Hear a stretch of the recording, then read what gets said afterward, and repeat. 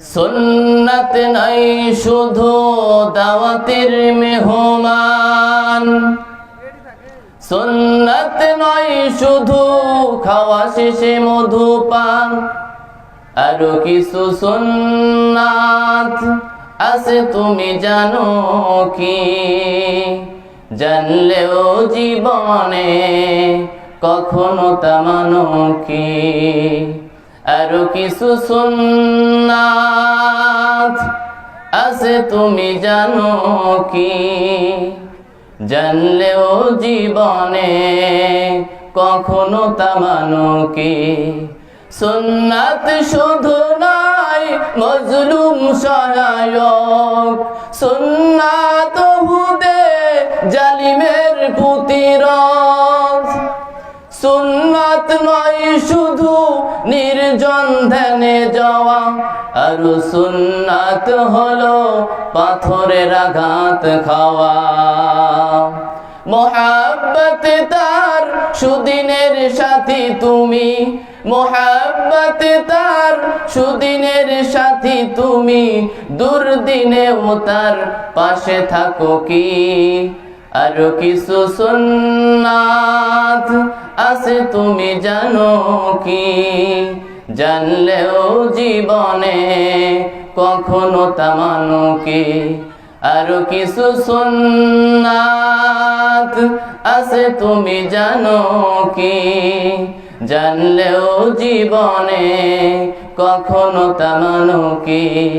সুন্নাত কোরআনের সমাজ বিনির্মাণে, বৈরী সকল পথ মারিয়ে চলা।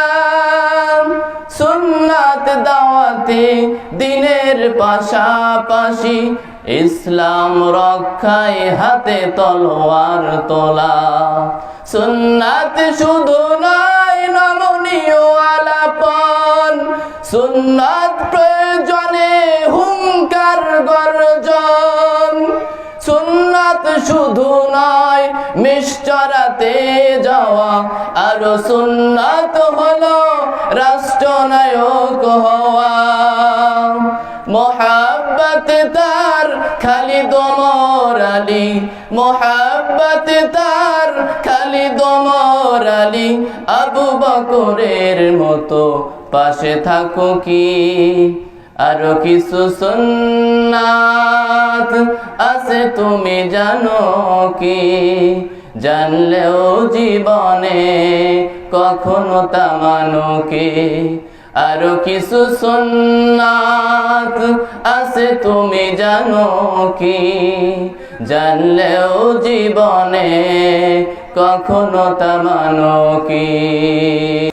আমরা শুনতেছিলাম কোরআনুল কারীম দিয়ে একটি দেশ রাষ্ট্র পরিচালনা হলে সেই দেশটা একটি মডেল এবং একটি মিনি জান্নাতের টুকরায় পরিণত হয়ে যাবে। এখন বন্ধুগণ আমার, এই আশা রাখলেই শুধু হবে না, এখন আমরা এর জন্য কাজ করব এবং কোরআনুল বিধান দিয়ে যেমন দেশ পরিচালনা হবে, বলে দেশটা কেমন চলবে, মানুষ কেমন থাকবে, শোনার দরকার আছে না নাই? দ্বিতীয় খলিফা আমিরুল মুমিনিন হযরত ওমর রাদিয়াল্লাহু তাআলা আনহু, তিনি যখন খেলাফতের দায়িত্ব পেলেন, কোরআনুল কারীম দিয়ে যখন দেশ পরিচালনা শুরু করে দিলেন, এই কোরআনুল কারীম দিয়ে যখন তিনি দেশ পরিচালনা শুরু করে দেওয়ার পর গরিব দুঃখী মানুষের খোঁজ নেওয়ার জন্য তিনি পথে পথে চলতেছেন। এমন সময় তিনি পাহাড়ের পাদদেশ দিয়ে দেখলেন একটা পর্দাশীলা নারী আসতেছে। এই দৃশ্য দেখার পরে তিনি আল্লাহর শুকরিয়া আদায় করেন, আলহামদুলিল্লাহ। কারণ জাহিলি জামানার সময় নারীদের কোনো ইজ্জত ছিল না, সম্মান ছিল না। কিন্তু ওমর রাদিয়াল্লাহু তাআলা আনহু যখন কোরআন দিয়ে রাষ্ট্র পরিচালনা শুরু করে দিলেন, তখন প্রতিটা নারীর, প্রতিটা কৃষিজীবীর মানুষের, চাকরিজীবী, শ্রমজীবী মানুষের, প্রতিটা মানুষের অধিকার প্রতিষ্ঠিত হয়ে গেল। ওই মেয়েটা যখন কাছাকাছি হয়ে গেল, তখন ওমর রাদিয়াল্লাহু তাআলা ডাক দিয়ে বলে, ও মেয়ে, তোমার কি নাই কোনো ভয়? তুমি এই নির্জন পাহাড়ের পথদেশ দিয়ে তুমি একা একা চলতেছো, তোমার অন্তরে কি কোনো ভয় নাই? তোমার সাথে তো কাউকে দেখতেছে না। তখন ওই মেয়েটা ডাক দিয়ে বলে, আমিরুল মুমিনিন পথিক, আমি যে এখানে নির্জন পথ দিয়ে চলতেছি, আমার অন্তরে কোনো ভয় নাই। আর যখন কোন রাষ্ট্রের মধ্যে কোরআনের বিধান দিয়ে দেশ পরিচালিত হয়, তখন একটা পুরুষ হোক বা নারী, দিনের বেলা হোক বা রাতের বেলা হোক, নির্জন পথ দিয়ে একা একাই তো চলবে, তার দিকে চোখ তুলে তাকানোর মতো কেউ থাকবে না। ওমর রাদিয়াল্লাহু তাআলা ডাক দিয়ে বলে, ও মেয়ে, তোমার বাড়ি কোথায়, তোমার পরিচয় কি বলো? তখন ওই মেয়েটা ডাক দিয়ে বলে, এ পথিক, আমি আমার পরিচয় হযরত ওমর রাদিয়াল্লাহু সালাম কাউকে বলবো না। তার মানে ওই মেয়েটা এখনো জানে না যে ইনি ওমর। যখন বারবার বলতেছে আমি ওমর ছাড়া কাউকে বলবো না, তখন ওমর রাদিয়াল্লাহু তাআলা বললেন, ও মেয়ে, তুমি যাকে মহামানব বলতেছো, ওমর বলতেছো, আমি সেই ওমর। তখন ওই মেয়েটা ডাক দিয়ে বলে, না না না, আপনি ওমর হইতে পারেন না, আপনি হলো অর্ধজাহানের খলিফা, কিন্তু আপনার সাথে কোনো পুলিশ নাই, র্যাব নাই, বিডিআর নাই, কোনো নিরাপত্তা বাহিনীর কর্মচারী কেউ নাই। তখন ওমর রাদিয়াল্লাহু ডাক দিয়ে বলে, ও মেয়ে শোনো, পুলিশ নিরাপত্তা দিতে পারে না, আর্মি নিরাপত্তা দিতে পারে না, বিডিআর নিরাপত্তা দিতে পারে না, কারণ হলো নিরাপত্তা দেওয়ার মালিক হলো আমার আল্লাহ। নিরাপত্তা দেওয়ার মালিক কে? একবার বলেন না, আল্লাহ। নিরাপত্তা দেওয়ার মালিক আল্লাহ। এখন ওই মেয়ে ডাক দিয়ে বলতেছে, হযরত ওমর রাদিয়াল্লাহু তাআলা আনহু, শুনেন, আমার বাড়ি হচ্ছে রোম দেশে, আমার বাড়ি রোম দেশে, আমার ঘর, আমার বাবাও খ্রিস্টান, আমার মাও খ্রিস্টান। আমি এরকম 6 বছর বয়সে জেলখানার ভিতরে বন্দী ছিলাম। টানা 6 বছর, আমি 12 বছর পর্যন্ত জেলখানার ভিতরে বন্দী ছিলাম। জেলখানার ভিতরে বন্দী থাকার পরে আপনি যখন কোরআনুল কারীম দিয়ে দেশ পরিচালনা করা শুরু করলেন, এই কোরআনুল কারীমের বরকতে, কোরআনুল কারীম দিয়ে দেশ চলার কারণে, সেই বরকতে জেলখানা থেকে সমস্ত বন্দীদেরকে মুক্ত করে দেওয়া হয়। আমিও সেই সুযোগে জেলখানা থেকে মুক্ত হয়ে যখন জেলখানা থেকে বের হলাম, এমন সময় চিন্তা করলাম, আমার বাড়ির সবাই খ্রিস্টান, বাবাও খ্রিস্টান, মাও খ্রিস্টান, আমার দাদাও খ্রিস্টান, দাদুও খ্রিস্টান, আমি আমার ওই পরিবারে ফিরে যাব না। আমি ওই জেলখানা থেকে বের হয়ে ডাইরেক্ট আপনার দরবারে চলে এসেছি আমার অধিকার আদায়ের জন্য। ওমর রাদিয়াল্লাহু তাআলা আনহু ডাক দিয়ে বলে, ইসলাম প্রতিটা মানুষের অধিকারকে প্রতিষ্ঠিত করে। ওমর রাদিয়াল্লাহু তাআলা ডাক দিয়ে বলে, ও মেয়ে শোনো, আমার একজন ছেলে আছে যার নাম হলো আব্দুল্লাহ। কি নাম? আব্দুল্লাহ। আব্দুল্লাহ আমার ছেলে, একমাত্র ছেলে। আব্দুল্লাহর সাথে বিবাহ দিয়ে তোমাকে বৌমা বানায়া তোমার অধিকারকে প্রতিষ্ঠিত করতে চাই। বলেন দেখি, প্রস্তাবটা ভালো না খারাপ? এই প্রস্তাব শোনার পরে ওই মেয়ে ডাক দিয়ে বলে, অঝর নয়নে কান্না শুরু করে দিয়েছে।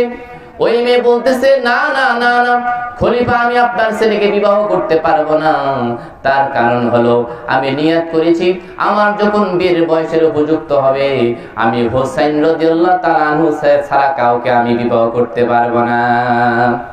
হযরত ওমর ডাকতে বলে, ও মেয়ে, তোমার দেশ, তোমার বাড়ি তো রোম দেশে, রোম দেশে তোমার বাড়ি, রোম দেশে তোমার ঘর, তুমি আবার হুসাইনকে কিভাবে চেনো? তখন তিনি বলেন যে, ও খলিফা আমিরুল মুমিনিন, আমি যখন 6 বছর বয়সে কালিমা গ্রহণ করার কারণে অপরাধে জেলখানার ভিতরে বন্দী ছিলাম। টানা 6 বছর জেলখানার ভিতরে আমি বন্দী ছিলাম। সকালে 3টা চাবুক মারতো, বিকালে 3টা চাবুক মারতো। এই চাবুকের আঘাতে আমি একদিন অজ্ঞান হয়ে জেলখানার ভিতরে পড়ে যাই।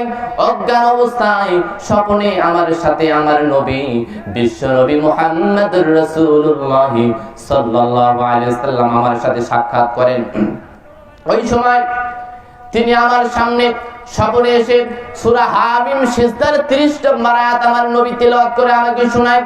আল্লাহ পাক আয়াতের ভিতরে বলেন, ইন্নাল্লাযীনা ক্বালু রাব্বুনাল্লাহু সুম্মা ইসতাকামু তাতানাজ্জালু আলাইহিমুল মালায়েকা تتنزل عليهم الملائكة ألا تخافوا ولا تحزنوا وأبشروا بالجنة التي كنتم توعدون।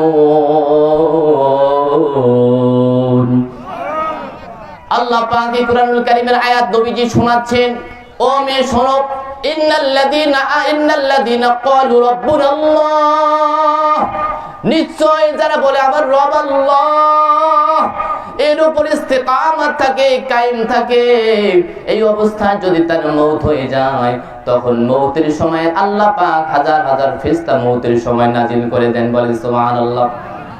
এবং ওই তখন আল্লাহ পাক ঘোষণা দিয়ে দিচ্ছেন, ওয়ালা খাউফুন, তাদের কোনো ভয় নাই, ওয়ালা তাহজানু, তাদের কোনো চিন্তা নাই, ওয়া আবশিরু বিল জান্নাতিল্লাতী, তাদের জন্য জান্নাতের সুসংবাদ আল্লাহ পাক দিয়েছেন।